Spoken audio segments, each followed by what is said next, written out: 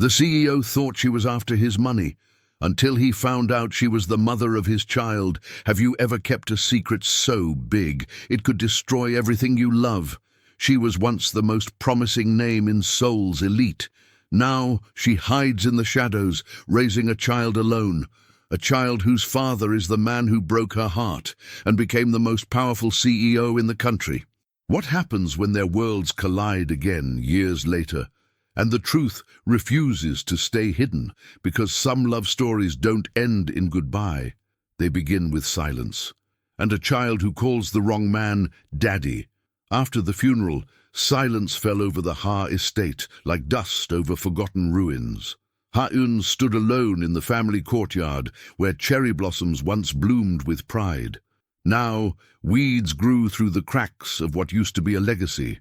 Her father's death wasn't just the end of a life, it was the collapse of everything she ever knew. One by one, investors vanished, debts surfaced, and so did the whispers. And when the vultures came for the house, no one stood beside her. She left with a single suitcase, her name erased from elite social circles overnight. Ha-eun had been Seoul's darling, a law prodigy raised in luxury, but as fast as she rose, the world turned colder. With her mother long gone and relatives denying her existence, she moved into a one-room flat near the train station. She stopped looking people in the eyes, especially when they recognized her. Humiliation had a taste, and she swallowed it every day. Weeks later, she stood in front of a pregnancy test with trembling fingers. 2 lines, positive. The room spun. The memory of one last night with Min-jun Lee, her ex-husband, haunted her. She hadn't told him about the divorce papers she signed in secret, or about the baby that now grew inside her. Pride and pain clashed in her chest. The man who once held her heart now stood at the top of the corporate ladder while she counted coins for rice. Min-jun was no longer the quiet law student she married. He was a CEO now, sharp, feared, and always in the news. Rumors swirled about his cold heart, his rejection of love, and a scandal involving a gold digger who tried to trap him with a fake pregnancy. Ha-eun never reached out. How could she? She couldn't let her child be another pawn in his power struggle. So she vanished. From his life, from the city, from the headlines. Years passed. Ha-eun raised So-yeon with gentleness and grit.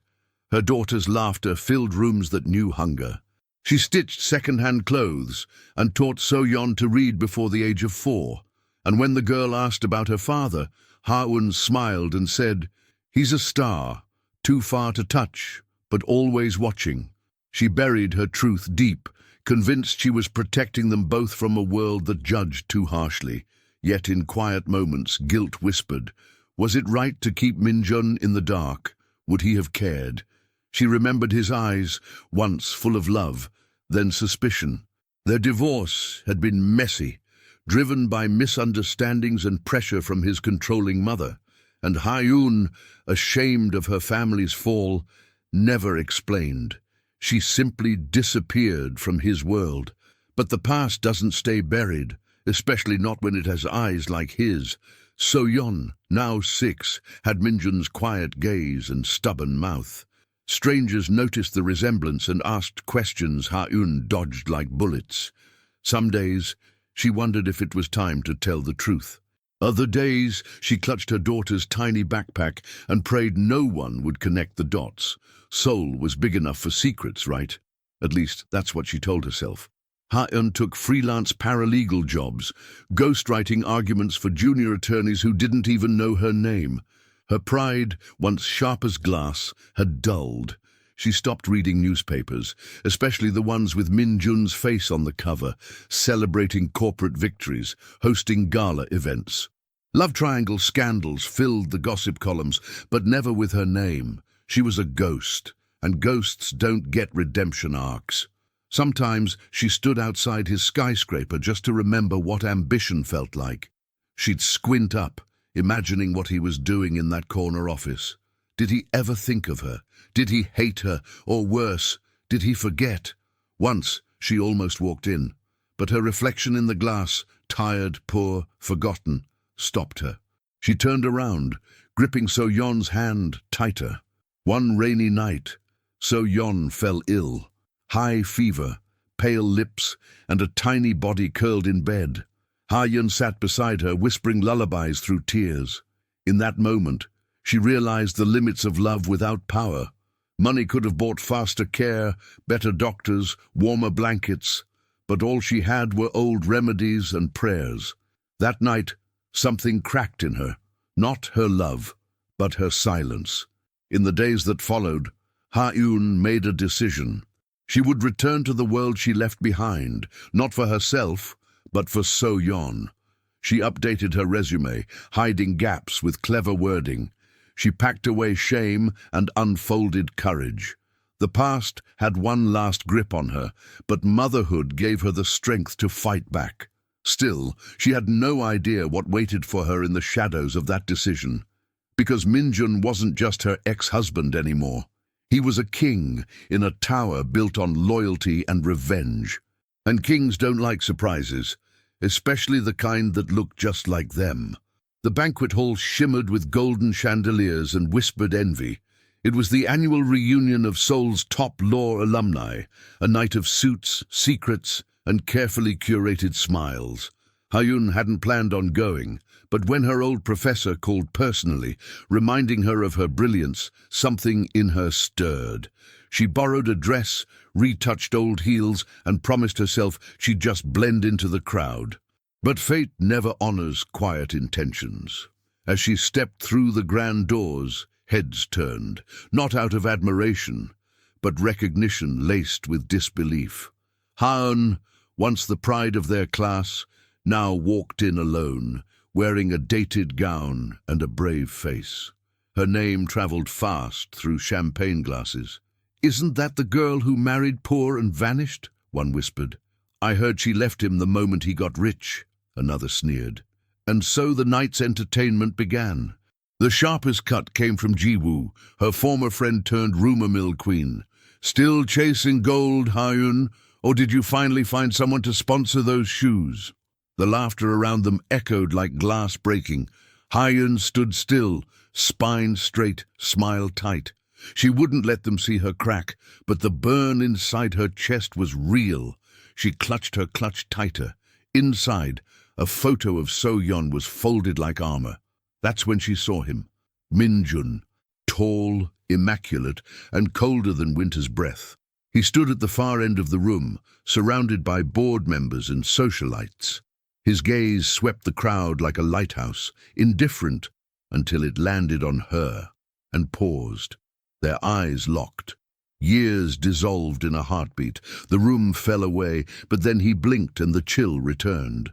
He walked toward her like he owned the floor, because in a way, he did. "Didn't expect you here," he said, his voice low and sharp as a knife's edge. "Guess charity invites are easier to come by these days." His words weren't loud, but they sliced just right for the people around them to smirk.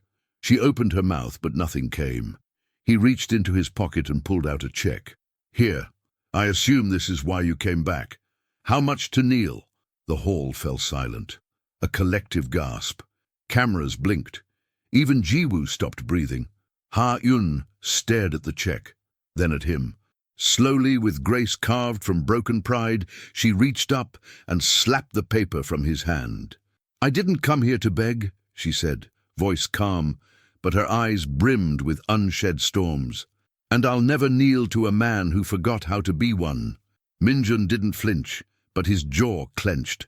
For a moment the CEO mask slipped, and beneath it, something wounded flickered. He leaned in closer, whispering so only she could hear. "You disappeared. You left me with no answers, no closure." She stepped back. "You had the whole world. You didn't need me." Their pain was real, but buried beneath pride and years of silence. People drifted away, sensing the tension. But Ha-yeon stood her ground. Even when the event photographer nudged closer, hoping for scandal. She turned, walking toward the back patio, where the air was colder and less judgmental. There, alone under fairy lights, she allowed one tear to fall. Just one. for the girl she used to be, for the love that once promised forever. Inside, Minjun watched her leave. He pocketed the check, but something else stayed with him. Her eyes. Not desperate, not guilty, just tired and sad. He remembered how they used to laugh in the campus library, how she would tuck her hair behind her ear when nervous. That woman still existed beneath the quiet fire. But now, there was something else in her, something maternal. He walked to the bar, ignoring questions and sidelong glances. Ordered whiskey, neat. "She still hates me," he muttered. His assistant raised an eyebrow. Maybe not hate, maybe something worse, regret. Across the room, Jiwoo whispered to another guest, "Can you believe she still acts like she's better than us?" But even jealousy knew when it had lost its bite. Back in her small apartment, Ha-eun tucked So-yeon into bed. The little girl stirred, whispering, "Mommy, did you see stars tonight?" Ha-eun brushed hair from her daughter's forehead. "I saw a ghost," she replied, more to herself. And in that moment she realized the past wasn't as buried as she hoped. It had a pulse, and it had just looked her in the eye. What Ha-eun didn't know was that Minjun had already asked his assistant one quiet favor before leaving the banquet: find out where she works now. Because curiosity isn't always about vengeance. Sometimes it's the first step toward a story begging to be reopened. The morning was grey, the kind that made the city feel even colder than usual. Ha-eun stood outside the towering glass building, resume in hand, heart racing. The name engraved on the entrance read L&M Legal Group, one of the most powerful law firms in all of Seoul. She hadn't expected a call back. Her application had been a desperate shot in the dark, sent at 2 a.m. between tears and tea. Now here she was, shaking in borrowed heels. The elevator ride felt endless. Hyejun rehearsed her answers, smoothing invisible wrinkles from her blouse. She didn't notice the receptionist's widened eyes when she gave her name. "Room 49, top floor," the woman said, a hint of surprise in her voice. Ha-eun nodded, unaware of what that floor meant. Executive interviews didn't happen up there, unless someone very specific requested it. When the doors opened, she stepped into a space that screamed power. Marble floors, floor-to-ceiling windows, and silence thick enough to cut. A secretary guided her in, and then, there he was, Minjun Lee, in a tailored charcoal suit, leaning casually behind a massive desk, eyes unreadable. For a moment she froze. This couldn't be real. Was this some cruel setup? He didn't speak right away, just stared, letting the weight of the moment settle like dust on old memories. Finally, he gestured to the chair across from him. "Sit." She obeyed, spine stiff, clutching her resume like a shield. "So," he said, flipping through her papers, "you're applying to be our corporate litigation consultant?" His tone was unreadable.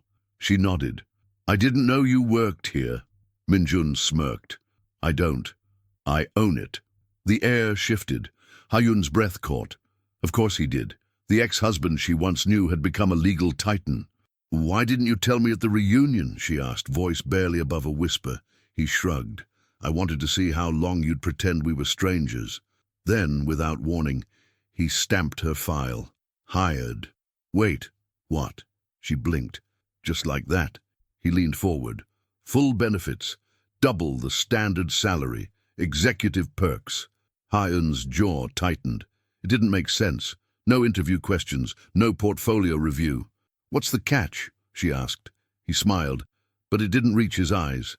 "Let's just say, I'm curious how you'll perform under pressure." The job offer was too good, too fast, and far too personal.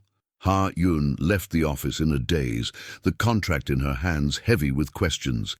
It felt like walking into a trap. But behind the fear was something more urgent. So-yeon needed better. Better food, better care, better chances. And this job? It could be their lifeline. That night, Ha-eun stared at the sleeping form of her daughter. "I'll protect you," she whispered, "even if it means working under the man who broke me." Her pride warred with practicality, but motherhood won. She signed the contract the next morning and walked into her new office, one floor below Minjun's, close enough to feel him watching. From day one, strange things happened. Her desk was upgraded. Gourmet meals arrived at lunch. Co-workers whispered when she passed, some with pity, others with envy. "Must be nice to be the boss's favorite," one muttered. "Probably another gold digger trying to climb back into his life," another scoffed. Ha-Yun said nothing. She just worked, harder than everyone else.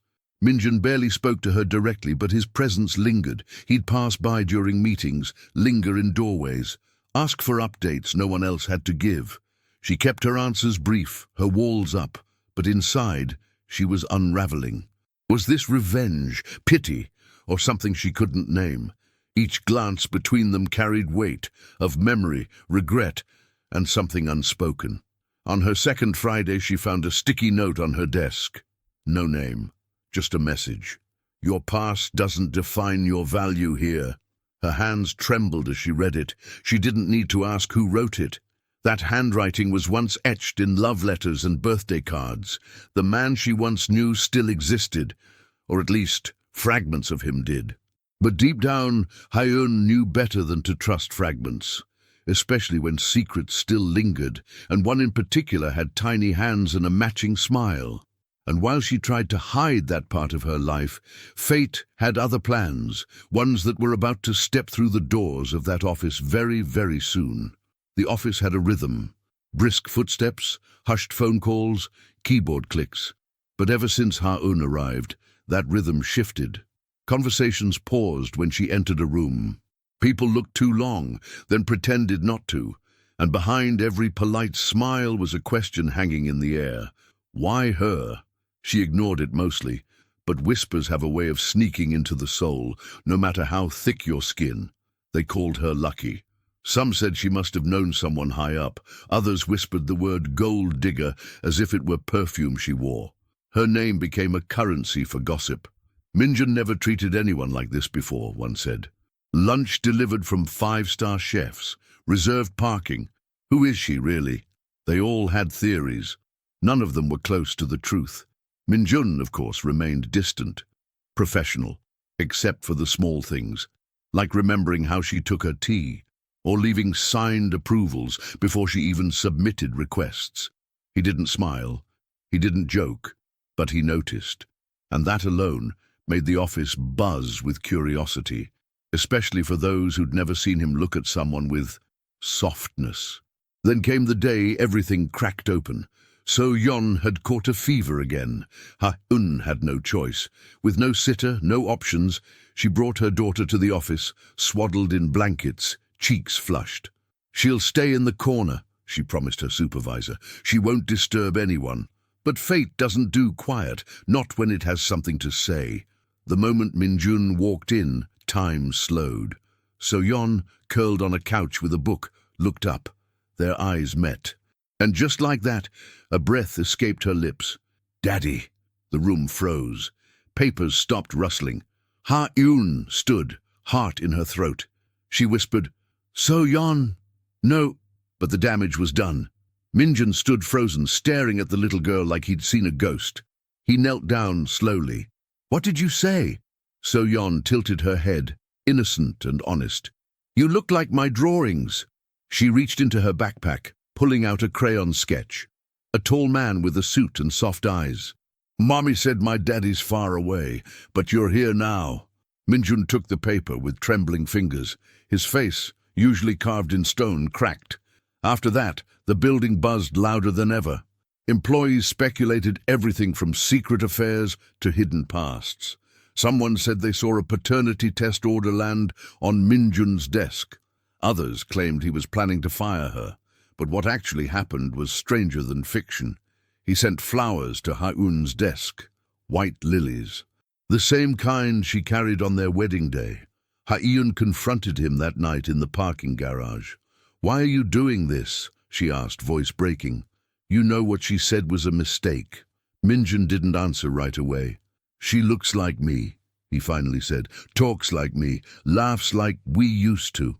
His eyes searched hers. How long were you going to keep her from me? Her silence was an answer he couldn't bear.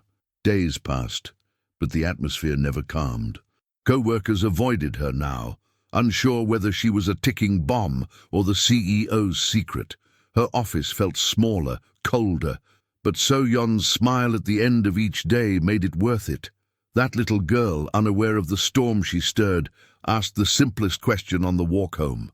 Do you think he likes my drawing? Ha-eun didn't know what to say. Love triangle rumors had already begun online. Photos from the reunion banquet leaked, showing Minjun and Ha-eun mid-stare. Someone even speculated she was after his inheritance, planting a secret child for revenge. But Ha-eun knew the truth. She wasn't hunting power. She was surviving it, and now it was pushing back. At night, she watched Minjun from her window. His penthouse glowed across the city like a star she couldn't reach, yet his shadow appeared more and more in her life.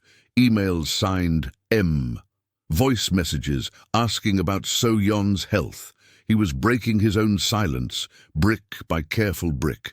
But what would happen when the final truth shattered the wall between them? Because in that truth was a child, a memory, and a question Minjun hadn't dared ask aloud yet, one that would turn everything upside down. Is she really mine? The envelope sat on Minjun's desk like a loaded weapon, silent, slim, and explosive. For 3 nights, he hadn't opened it. He didn't need to. The resemblance was undeniable, haunting him in every corner of his office and mind.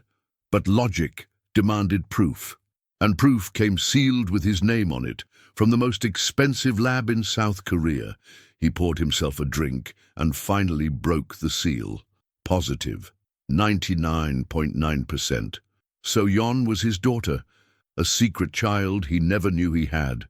The whiskey burned down his throat, but it didn't numb the storm inside him. His hands trembled, something they hadn't done in years. Betrayal, regret, and a sudden, overwhelming ache. How many birthdays had he missed? How many fevers, laughs, drawings? The thought tore through him like glass. He slammed the glass onto the desk, shards of emotions scattering across the marble. How could she keep this from him, the woman he once loved more than his own ambition? Ha-eun had lied. No, she had erased him, rewritten a future where he was nothing but a ghost to his own blood. And yet, his heart didn't feel hate, it felt hollow. The next morning, Ha-eun found him waiting in the break room, something he'd never done before. No assistants, no barriers, just him, eyes darker than usual. "We need to talk," he said. She nodded, knowing exactly why. In his office, he tossed the test onto the table. "Explain." No greeting, no mercy, just pain wrapped in command. Ha-eun closed the door and stood still. "I wasn't hiding her to hurt you," he scoffed. "Then what was it, protection, pride?" Her voice shook. "Both." She stepped closer, but kept a distance. "You were rising. Your family hated mine. I didn't want you dragged down by our disgrace." He laughed bitterly. "So you erased me from her life instead?" "She was a baby, Minjun," Ha-eun cried. "I had no money, no home. I couldn't fight your mother. I couldn't fight anyone. I survived." He ran a hand through his hair, pacing. "Do you know how cruel it is to learn I have a daughter from a lab report?" She nodded, eyes full of tears she refused to let fall. "I know. I've cried every night for years, wondering if I made the right choice." A long silence followed. Then, softly, Minjun asked, "Does she know?" Ha-eun hesitated. "Not really.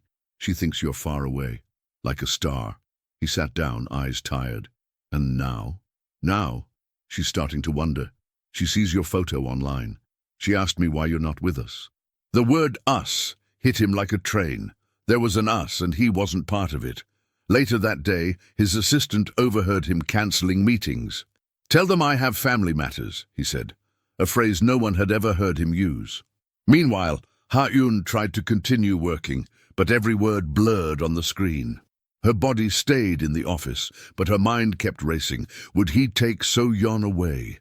Would he use the courts, the money, the power? When she got home that night, So-yeon sat on the floor drawing a family, a mother, a child, and a man with a suit and smile. "Is this Daddy?" she asked. Ha-eun nodded, unable to lie anymore. "He's someone very special." The girl grinned. "I knew it." Her innocence made the fear sharper. What if that little smile became a courtroom battle? Min-jun, meanwhile, stared at the same drawing in his office. She'd left it behind by mistake. He traced the crayon lines, heart aching. He could destroy her, legally, socially, financially, but instead he whispered, "She called me Daddy." That one word had cracked open something buried. Not revenge, not control, something scarier, hope. The next morning, he knocked on her office door, something no one had ever seen him do. "Let's make a deal," he said. "No lawyers, no threats, just time." She blinked. Time for what? He looked down. To get to know her, and maybe to remember who we were before all of this. It wasn't forgiveness, but it was a beginning. What neither of them knew was that someone in the company had already leaked the DNA results. And outside those glass walls, tabloids were preparing a headline that would throw both their lives into chaos. The call came just after sunrise. Min-jun's grandmother, Madame Lee, fierce, traditional, and unaware of the divorce, was arriving from Busan for her 80th birthday. Her health was fragile, and doctors had warned against any shocks or emotional upheaval. To her, Min-jun was still a happily married man, and Ha-eun was the jewel of the family. The lie had lingered for years, protected by distance. But now, distance was gone. Min-jun stood at Ha-eun's doorway that same morning, hair unkempt, eyes pleading. "I need a favor," he said. She crossed her arms. "A favor from the woman you accused of betrayal." He sighed. "She doesn't know we divorced, and I can't risk telling her now. Her heart's too weak." Ha-eun's eyes narrowed. "So you want me to lie?" He nodded gently. "Just for a few days. Pretend we're still married." The silence between them was thick. "What about So-yeon?" she asked. "She already thinks we're something." Min-jun hesitated. "Then maybe this will make her happy. And Grandma, too. We'll share the house." Fake smiles, separate beds, nothing more. Ha-eun looked at him, wounded but curious. "You really think we can fake love again?" He gave a half smile. "We were always good at pretending, weren't we?" By evening, their things were packed. So-yeon danced through the apartment, delighted. "We're going to live together," she squealed, "like a real family." Ha-eun forced a smile. "Just for Grandma's visit, baby." But the little girl didn't hear the condition. She only saw her dream unfolding. That night they moved into Min-jun's luxurious penthouse, a palace compared to their cramped apartment. The first awkward moment came at the front door. The doorman greeted them like royalty, assuming Ha-eun had always belonged there. In the elevator, So-yeon clung to Min-jun's hand, chattering about princess rooms and bedtime stories. Ha-eun stood silently, watching a life she once had, now returned like a ghost wrapped in gold. Inside the penthouse, Madame Lee was already seated in her velvet chair, wrapped in shawls and pearls. When she saw Ha-eun, her face lit up. "My beautiful granddaughter," she whispered, arms open, still the light in Min-jun's eyes. The guilt hit hard, but Ha-eun embraced her, holding back the truth. "Happy birthday, Halmoni," she said softly. "We missed you." Dinner that night was a strange theater. Madame Lee beamed as she watched them eat. Min-jun passed Ha-eun water. She laughed at his jokes. So-yeon bounced between them like glue. The lie sat at the table too, dressed in politeness and nostalgia. But the weight of it crept into every gesture. When Madame Lee retired to her room, Min-jun whispered, "Thanks. You were incredible." Ha-eun shrugged. "I'm used to surviving." Then came the question neither wanted to ask. Sleeping arrangements. "You can take the master," he offered. "I'll sleep in the guest room." But So-yeon tugged his sleeve. "Can we all sleep together, just like families do in cartoons?" Her eyes sparkled. Neither of them had the heart to say no.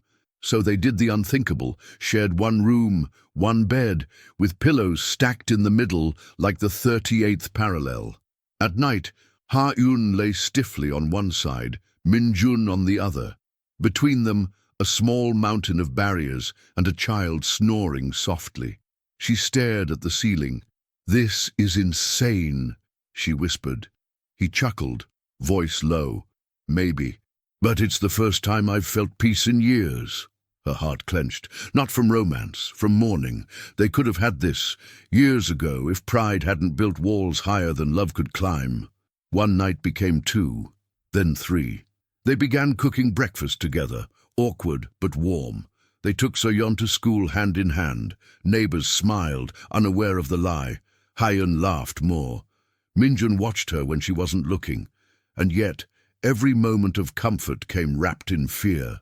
Because when Madame Lee left, so would this fragile illusion, and neither of them dared ask the question, growing louder by the day. What if pretending stops feeling like a lie? The gala was held at the top floor of Seoul's most exclusive hotel, a swirling sea of power suits, designer gowns, and corporate masks. It wasn't just any event. Tonight, L&M Legal Group would unveil its new chief legal counsel. Rumors flew like confetti. Some said it was a foreign candidate. Others guessed it would be someone handpicked by Min-jun himself.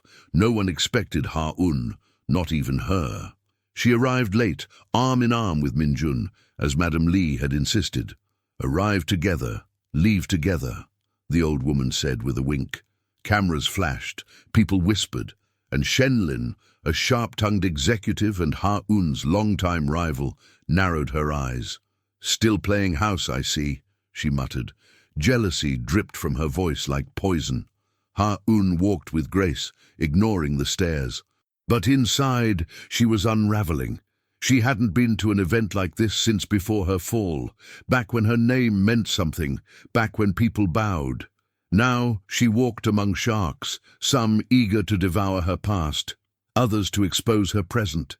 And Shenlin was the hungriest of them all. During the dinner toast, Shenlin rose, glass in hand. "To L&M's future," she said sweetly. Then with a smile too sharp she added, "and to those who know how to climb the ladder, even if it's through bed sheets." Gasps rippled across the room. All eyes turned to Ha-eun. Her fork paused mid-air. So-yeon, watching from the side with a babysitter, frowned. Min-jun's jaw tightened, but Ha-eun stood calmly. "Is that your attempt at wit?" she asked. Shenlin smirked. "Just calling things as they are. Some of us earned our way here. Others married well, or divorced better." The insult was surgical. Ha-eun's hands trembled under the table. Min-jun began to rise, but she placed a hand on his wrist. "Let me." She stood. The room hushed. Ha-eun reached into her clutch and pulled out a small black leather badge, gold embossed with a single word: Stella. Gasps filled the hall. It was a name spoken in reverent tones across courtrooms. A legal phantom. No one knew her identity. Until now. "You're Stella?" someone whispered. Shenlin's face drained of color. "Impossible," she muttered. "Stella doesn't exist." Ha-eun smiled. "She does, and she's been writing your legal policies for years." She turned to the crowd. "While I raised my daughter alone, while I rebuilt my life without a title, I've stood in the shadows, earning every cent. I didn't climb through bedsheets. I built the damn stairs myself." The crowd erupted. Clients stood and applauded. Executives who once ignored her raised their glasses. Shenlin sat frozen, her plan unraveling in real time. Madame Lee beamed from the front row. "That's my granddaughter," she whispered, wiping away a tear. Min-jun stared at Ha-eun like he was seeing her for the first time, and falling all over again. Later, as they stood on the rooftop terrace under city lights, Ha-eun leaned against the railing. "I didn't plan to reveal that tonight," she said. Min-jun handed her a glass of champagne. "Then I'm glad Shenlin opened her mouth." They clinked glasses. "You stole the night." She looked at him. "I didn't do it for the night. I did it for every day I was called less than." He stepped closer. "I've always known you were more." His voice was soft, almost breaking. She smiled sadly. "You just forgot for a while." Between them, the air hummed with the energy of old promises and new beginnings. But beneath it all, both knew the storm wasn't over. Power brings enemies, and some, like Shenlin, never leave quietly. And in a locked office downstairs, Shenlin deleted files and prepared her own counterattack, one that would target not just Ha-Yun's reputation, but something far more fragile, So-Yeon. It began with a missing file, just one. A confidential client document that vanished from the firm's database overnight. IT panicked, legal scrambled, the board demanded answers. And somehow, impossibly, the security logs traced the breach back to an IP address linked to Ha-Yun's work terminal. Within hours, whispers began again, this time more dangerous than ever. Shenlin made her move swiftly. "We have protocols," she told the executives. "No one is above the law, not even the CEO's little project." Her words were sharp, wrapped in fake concern. Minjun didn't respond right away. He stared at the file, jaw clenched, heart caught between doubt and rage. Ha-Yun's badge had been used, but something felt off, too clean, too obvious. Ha-Yun was summoned to the boardroom. She walked in with her head high, despite the knot in her stomach. "You accessed the file after hours," Shenlin said, pointing to the screen. "Explain." Ha-Yun looked at the data, then at Minjun. "I didn't do this." Her voice didn't waver. "I was home, with my daughter, but the evidence, forged to perfection, said otherwise." That morning, So-Yeon had come to visit the office with a coloring book in hand. Madam Lee had insisted she come to celebrate her brilliant mother. The little girl skipped into the meeting room and froze. She saw her mother cornered, faces stern, voices sharp. Something in her tiny chest sparked. She dropped her crayons and marched straight to the head of the table. "She didn't do it!" So-Yeon cried. "Mommy's not a thief!" The room blinked in stunned silence. Shenlin sighed. "This isn't the place, child." But So-Yeon pointed at the screen. "That's not Mommy's password. I saw her type it. It ends with my birthday, not those numbers." A murmur spread. Ha-Yun looked at her daughter in shock. "How did you—" "I watch you," So-Yeon said simply. "Every time you work." One of the junior techs perked up. "Wait, if that's true, then the login string was faked." He rushed out of the room. Minjun stood slowly. "Let her speak," he ordered, voice deadly calm. So-Yeon puffed her chest. "Mommy types fast. The person who used that computer typed slow. I saw the log once when I was drawing beside her." Within 30 minutes, the tech team returned with new evidence. The breach had been routed through a hidden admin profile, created the day Shenlin took over security oversight. It wasn't just sabotage, it was personal, and it had failed. Minjun turned to Shenlin. "You framed her." Shenlin paled. I was protecting the firm." His voice dropped to ice. "You're fired." Ha-Yun didn't gloat. She didn't even speak. She knelt beside her daughter and hugged her tightly. "You were amazing," she whispered. "You saved Mommy." So-Yeon beamed. "I just told the truth." Madam Lee, who had arrived quietly, wiped a tear from her cheek. "That girl has more courage than half the adults in this room." Later, Minjun sat beside Ha-Yun in her office. "I should have trusted you," he said quietly. "I've been so focused on the past. I forgot who you are now." She shook her head. "You doubted me, even after everything." He didn't argue. "I'll earn back that trust. A moment at a time." Outside the door, So-Yeon peeked through the window, drawing them in her notebook, side by side with hearts around them. But even as the truth cleared the air, shadows remained. Shenlin was gone, but her connections weren't. And not everyone forgives a strong woman who refuses to kneel, especially one who's loved by the man they couldn't control. Because the higher Ha-Yun rose, the more enemies waited in silence, watching, plotting, and ready to strike again when she least expected it. The office felt quieter after the storm. Shenlin's departure had left a noticeable void, not just in operations, but in tension. People spoke softer. Smiles lasted longer. But for Minjun and Ha-Yun, peace didn't mean clarity. It meant space. And in that space, the past echoed louder than ever. The questions they hadn't asked. The truths they hadn't faced. The love they hadn't buried, no matter how hard they tried. One evening, as the city lights blinked on like fireflies, Minjun appeared at Ha-Yun's office door. He didn't knock, just stood there, tie loosened, eyes tired. "Can we talk?" She looked up, surprised. "About the case." He stepped in. "No. About us." She exhaled slowly, gesturing to the empty seat across from her. "It's been a long time coming, hasn't it?" He sat, elbows on his knees, hands clasped. "Why didn't you tell me the truth back then? About your family's bankruptcy? About everything?" Ha-Un's eyes dropped. "Because I was ashamed. Because I thought loving you meant protecting you. Even from me." She laughed bitterly. "Turns out I was just running," he nodded. "And I let you." "I left without saying goodbye," she whispered. "I didn't want to see the disappointment in your eyes." Minjun leaned back. "I wasn't disappointed in you. I was heartbroken. I thought you chose pride over us." Her eyes filled. "I didn't choose pride. I chose survival. I had nothing to offer you but chaos." He stood, pacing. "You were never chaos. You were home." They sat in silence, the weight of missed years pressing on their shoulders. "So-yeon changed everything," he finally said. "She made me realize how much life I missed." Ha-Un wiped a tear. "She looks like you when she's serious, but she has your laugh." He smiled. "Then I'm lucky. I get to see myself through her, and maybe through you again." The next weekend, they took So-yeon to the zoo. No bodyguards, no photographers, just a girl between two people trying to remember how to be a family. They fed giraffes, bought cotton candy, took silly photos. For the first time in years, laughter came easily. It wasn't perfect, but it was real, and real was enough.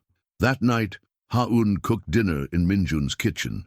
He offered to help, but mostly just watched, fascinated by her ease, her rhythm. "You used to burn ramen," she teased. "Still do," he admitted. "That's why I need you here." The words hung in the air longer than he meant. She didn't respond, just set the plates down with a soft smile. After So-yeon fell asleep, they shared a bottle of wine on the balcony. "Do you ever wonder what would have happened if we never broke up?" she asked. Minjun nodded. "All the time. But then I think maybe we had to break to understand how much we mattered." She tilted her head. "You really believe that?" "I do," he said. "Pain rewrites us. But maybe now we get to choose the ending." The following day, Minjun took them shopping. Not at designer stores or showrooms, but local markets. They bought matching sneakers, a worn-out teddy bear, and a cheap but beautiful necklace So-yeon insisted Ha-Un wear. "It's magic," she said. "It brings hearts back together." Ha-Un looked at Minjun. "She's a romantic. She gets it from me," he joked. That night, Ha-Un found an old photo tucked into a book in the penthouse. Their wedding picture. Young, hopeful, unaware of the storms ahead. She held it for a long time, then placed it beside So-yeon's drawing on the fridge. A past and a present, side by side. She didn't know what the future held, but maybe, just maybe, the broken pieces could become something beautiful again. But love, like healing, is never linear. And as they grew closer, a letter arrived in the mail. No return address, just 4 words that chilled her blood. "He still doesn't know." The envelope sat unopened for days, buried under grocery lists and school flyers. But Ha-Un couldn't ignore it forever. "He still doesn't know." 4 words, no signature, no explanation. But every letter felt like a threat. Late at night, she sat on the couch, turning the message over in her hands. What didn't he know? And who else was watching their lives so closely? She thought about hiding it, about pretending it never came, but secrets had already cost her too much. And Minjun, the man who once doubted her, then fought to stand beside her, deserved more than silence. So she walked into his office the next morning, closed the door behind her, and placed the envelope on his desk. "This came," she said quietly. "I don't know what it means, but I want you to." He read it, then looked at her. "Are you hiding something else from me?" She shook her head. "Not anymore." He nodded slowly, then burned the note in a silver ashtray. "Then we don't look back." But even as the ashes curled, the warning lingered. They didn't speak of it again. Instead, they chose to move forward, one step, one day, one truth at a time. A week later, the office buzzed with celebration. Ha-eun had just been named Employee of the Quarter, an internal honor, but one that meant more than any courtroom victory. Her colleagues applauded. Flowers arrived from clients. Even the partners, once distant, now praised her leadership. But the moment that stole the air from the room came when Min-jun walked in holding a small velvet box. He didn't speak, just crossed the room with steady steps. And then, in front of everyone, he knelt. Gasps rippled. Phones clicked. But all Ha-eun saw was his face, open, vulnerable, raw. "We've survived scandal, shame, silence, and pride," he said. "But through it all, I never stopped loving you. Will you marry me?" Again, not for grandma, not for the company, for us. Tears welled in her eyes. Around them, the office disappeared. It was just two hearts standing in the ruins of their past, daring to believe in something new. "Yes," she whispered, "but only if we promise to stop hiding. From each other. From ourselves." He stood, slipped the ring on her finger, and kissed her forehead. "Deal." Later that night, they returned home as a family. Madam Lee greeted them with red envelopes and happy tears. "I knew you two just needed time," she beamed. So-yeon danced in circles. "Does this mean we're getting married again? With cake?" Ha-eun laughed. "With cake, flowers, and everything in between." The little girl squealed, arms around both of them. In the final days before the wedding, old wounds slowly became soft stories.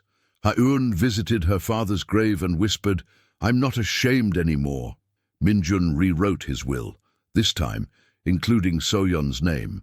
And together they signed documents, not with regret but with hope. A single mother, a secret child, and an ex-husband, finally learning what forgiveness truly meant. The wedding was simple, just family, a few friends, and a quiet garden in the heart of Seoul. No headlines. No cameras, just vows spoken with trembling voices, hands held tighter than ever. Ha-eun wore a soft ivory dress.